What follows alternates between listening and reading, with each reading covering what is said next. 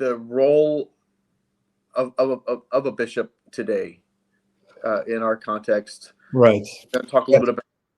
I think it is important and an important question because I think this question is becoming more acute as we see the Novus Ordo falling apart. People would have waited for years for something good to come out of the Novus Ordo. I don't know, the election of a good pope and so on. But it's becoming clear that this institution is completely infiltrated, and that it's not going to produce a good pope. It's only going to perdition. It's only going to destruction. And this raises the question, where today are the legitimate shepherds of the church? And it is a big question. I think it's an important question. So there are some people who say that the Novus Ordo bishops are the legitimate shepherds of the church.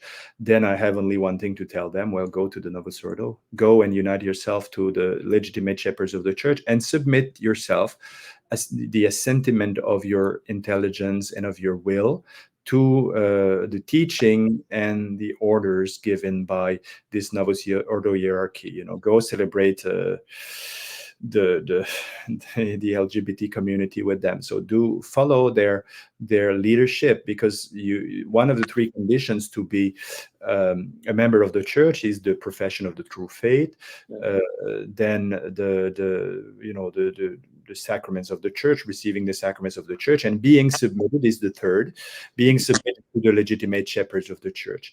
So certain people will say the true shepherds of the church are to be found in the Novus Ordo. Others will say they are not to be found in the Novus Ordo, and they have disappeared from the face of the earth. Well, who is a legitimate shepherd today? Well, nobody. Well, I think we know that this is against the faith. It's against the indefectibility of the church. So it cannot be. And some people are led to believe this because none of the traditional Catholic bishops are diocesan bishops. Obviously, there's a crisis at the top of the church, so there's no pope to tell us, okay, you're going to be a bishop first of all, and you're going to be the bishop of this diocese. So obviously, we're left, without jurisdiction over a particular territory. Yeah. But I think this doesn't mean, and there's many authors, especially Dongrea, French monk, who in the past spoke about this very interesting book on the divine constitution of the church, that inherent to every bishop is a certain kind of jurisdiction which is used in situations of necessity. And I very much believe in this. I believe that having received the episcopacy by the decision of other bishops, we have to take care of the flock which is entrusted to us. Either there's two possibilities: either the Novus Ordo hierarchy is the true hierarchy of the church, and in that case we are not, because we are acting against them. We exist against their will, or we, one way or the other, are the legitimate shepherds of the church, and they are not the legitimate shepherds of the church. So I see very much the role of a bishop today, not as a half episcopacy, that you would be limited to simply giving the sacraments, the sacrament of confirmation and the sacrament of ordination. Some people defend that, and it's very much the position of the thesis that basically we are sacrament providers. But this never existed in the church. It never existed that bishops be simply sacrament providers. And all of those who defend this position actually act in a way that shows that they're not simple sacrament providers, but they also teach with authority. They tell you what you have to believe in order to save your soul. They tell you, they will guide the flock that's gathered around them, and they will sometimes even deny you communion if you go to this or that or other group. In other words, I'm not here to discuss their decisions, but I'm just saying they act as if they had the full authority of our Lord Jesus Christ, and I do believe they do. Because it is necessary that there be shepherds in the church today to guide the flock. There will always be, the church has been very clear about this, there will always be, the divine constitution will always remain the same and will not be extinguished. So it is true that we don't have jurisdiction over a particular territory as long as there is no pope, but it doesn't mean that we have no authority whatsoever to make decisions for the flock that gathered around us. If you look at the history of the church, bishops preceded dioceses. They existed before the existence of dioceses. You would most of the time, be established as the bishop of this or that city, but the clear limit of your territory wasn't established, and it's only with time, and the conflicts of jurisdiction between bishops that eventually all of this was clearly established, either by local councils or by decisions of the Roman pontiffs.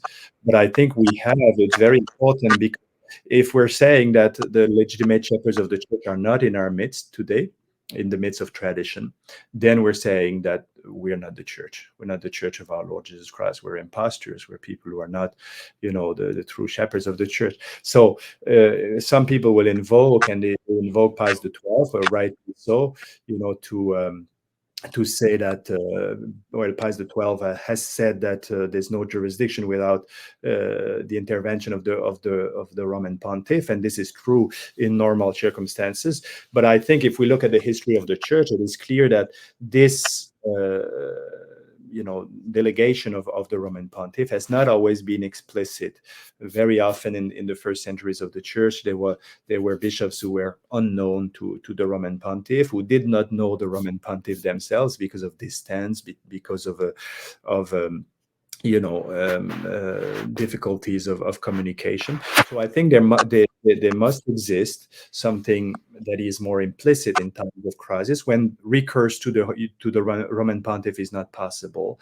There has to exist in the Church, this implicit, tacit agreement of the Roman Pontiff. As a matter of fact, we traditional Catholic bishops are the one who lead the flock, which has remained faithful to Christ and to the true faith. So I think our role is certainly not a role to dominate with excess over people and so on. Our role is a role of charity, especially in our circumstances. It's really, I think God is asking from us to take the head of the flock and to show the way to heaven.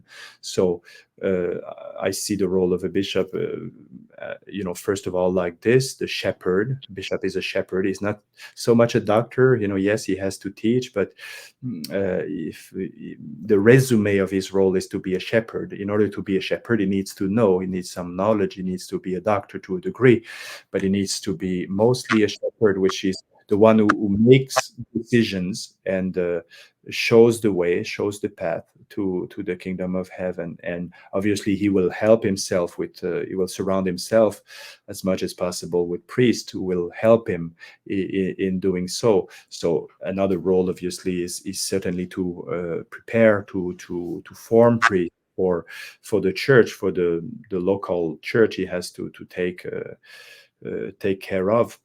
So definitely the formation of priests, building the church where he is, building the church. That's very much what the role of the bishop is, and the role of the priest, as much good as they do, has always been subordinate to the role of the bishop in the church, because the priest can only do so much. He's not the one who can give the divine life. The divine life, the source of the divine life, has to be in the bishop for a local church. Like always in dependency with the sovereign pontiff, at least implicitly. But the source of life, the source of grace, the source of teaching, all of this is found in in the episcopacy, which is very important. We some people today act as if we could well, we don't care what the Pope says, we don't care what the bishops say, and basically all we need is a place where to go, so a priest who says the Latin Mass somewhere in the woods, and we're good to go. But the problem is that this crisis has been lasting for 60 years now, and who knows how long it will still last. And even those among the priests who have been the most reluctant to attach themselves to a bishop, well, many of them have over the last few years attached themselves one way or the other, at least a form of collaboration, because it is a necessity. The church cannot live without bishops. So I think it's very important. It's a grave responsibility that we have. We will be judged very severely. Obviously, we have to be aware of this. Our role is not a game. It's something to take very seriously. But it is very important, very essential to the survival of the faith. Your Excellency, it sounds like what you're saying is that the bishop, the traditional bishops who've been consecrated, they're as you said, they're not just someone who provides sacraments, but it sounds like you're saying that they have a real sense of jurisdiction, like maybe a supply jurisdiction. Like in some sense, like a real sense of authority over faithful. Right. I would call it an extraordinary jurisdiction rather than maybe a supplied jurisdiction, because you said ordinary. I didn't hear you say. No, extraordinary. Extraordinary. Because it's we understand that it is exercised in a situation that's not normal. But when I'm saying extraordinary, I mean something that is constant, not something, because the idea of supplied jurisdiction is somebody comes to you and tells you, I want to go to confession.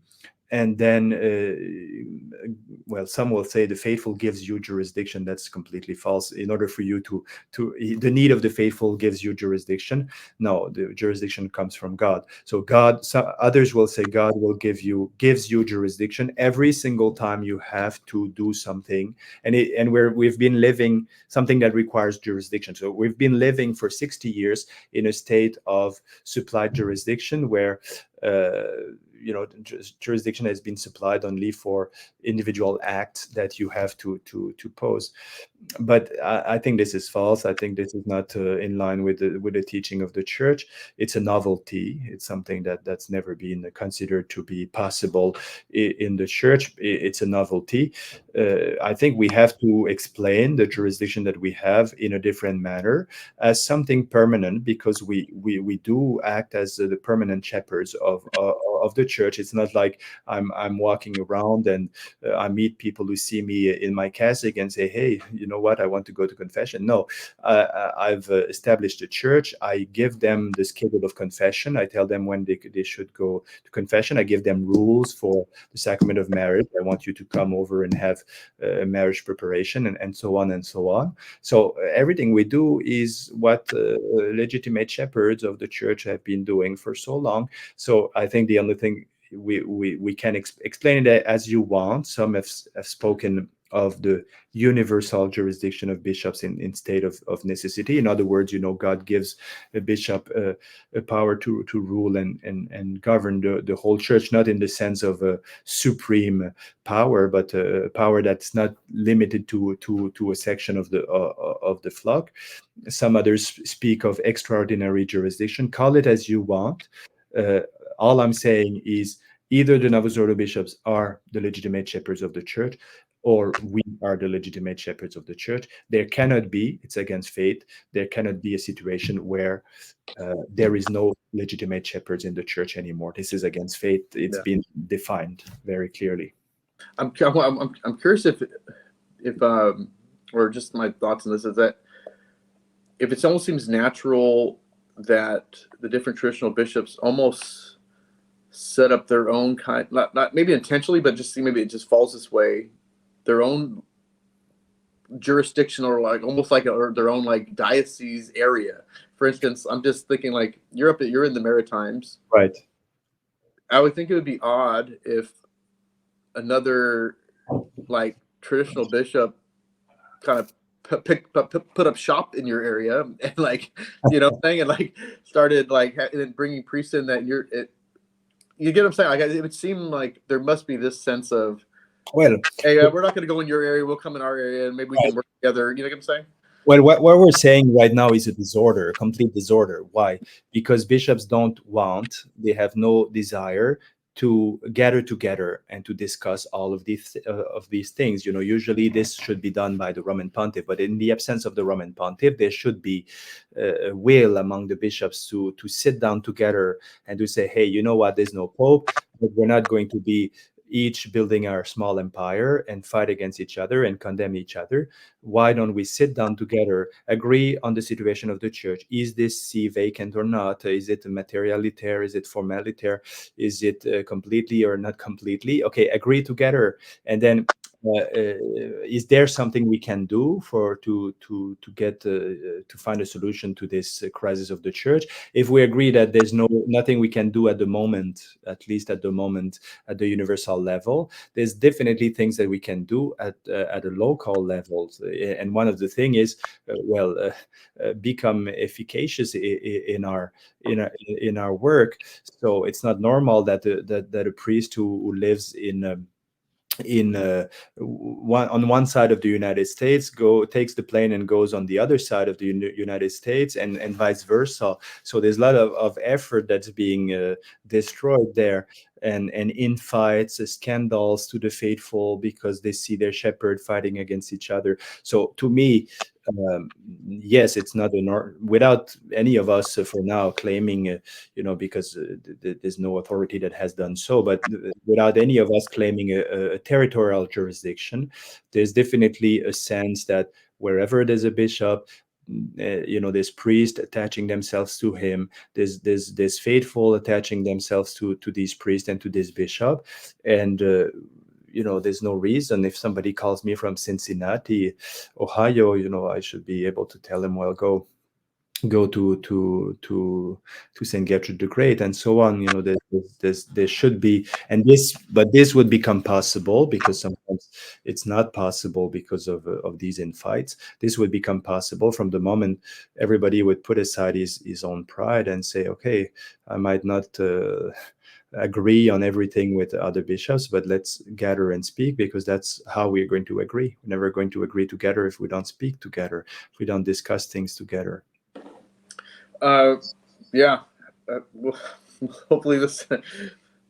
Yeah, hopefully I feel like the tribal infighting hopefully gets less and less. Hopefully, but I don't know. I feel like we're all kind of like gathering our own tribes. It's a normal thing in a way, because there's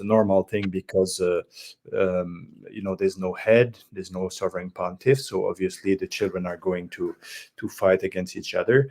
But it's even worse if everybody stays on his own side and refuses to talk to the others.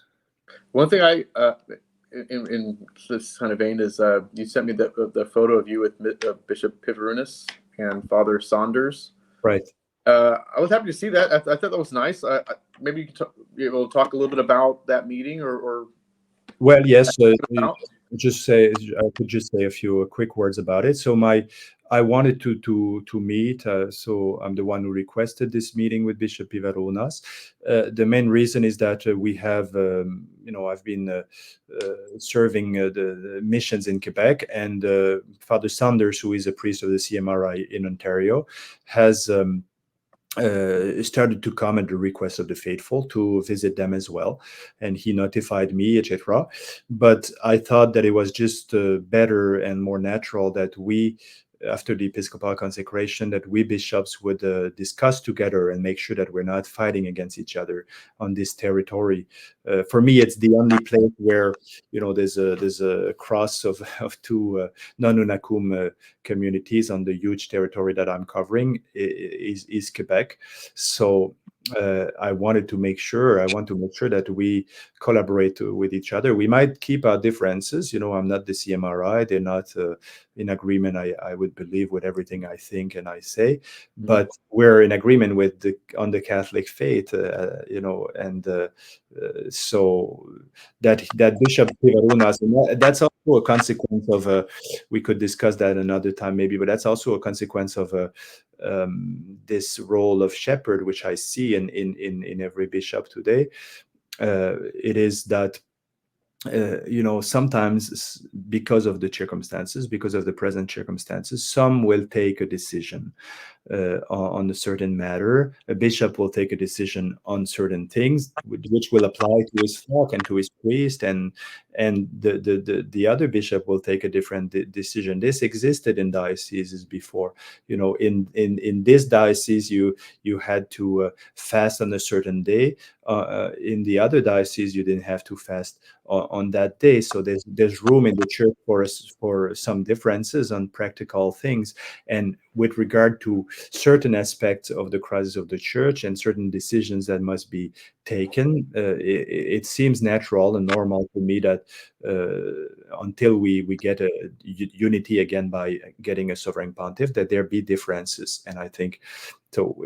Working together doesn't mean that we merge together, that we become, the identical on all things. It just means that we respect each other and we're not fighting. We keep our energy to fight against the Novus Ordo and not against each other. That's, I think, very important. Yeah, I think that's nice. That's why I was happy to see that. I mean, I tend to see him our chapel, so I think it's. Yeah. So the meeting went well, and we had a good. I thought Bishop Pivarunas was a very good man. He is one of my ancestors in the episcopacy. My lineage come from him, so for me it was like speaking to a grandfather. And he said that it was nice to see a bishop with black hair and not gray hair. So, so. It was good. It was a good meeting, and I hope we can meet again one day. And I wish we could have larger meetings of bishops and maybe address. When we meet two bishops together, we can have discussions together. It's good, but there would need to be a larger gathering of bishops in order to be able to address certain topics that need to be addressed right now. In the church and in our apostolate. How should we do this or that? Can't we agree on certain things? That'd be neat to see. Just maybe just initial. They're not going to hash it all out at the first meeting, but it'd be kind of good just to get them all to get together and. Right, people are sometimes. Whenever we speak of a gathering of bishops, people say, "Oh, they're making a conclave." So it's a delicate situation. But I think completely outside of that, there's ways to there's plenty of things that could be discussed and agreed upon without the election of a sovereign pontiff. That's another question. That's a question that could be discussed, but it's not. It doesn't mean that bishops have always gathered in the church and have always talked together and have always seeked unity. And Bishop, that was the answer of Bishop Pivarunas when I asked to meet him. He said, "Well, Bishop Carmona, my consecrating bishop, made me promise on the day of my episcopal consecration to seek unity. So I don't see why I wouldn't want to be in unity with you." So yes, I appreciated that. I think it's a great disposition of mine.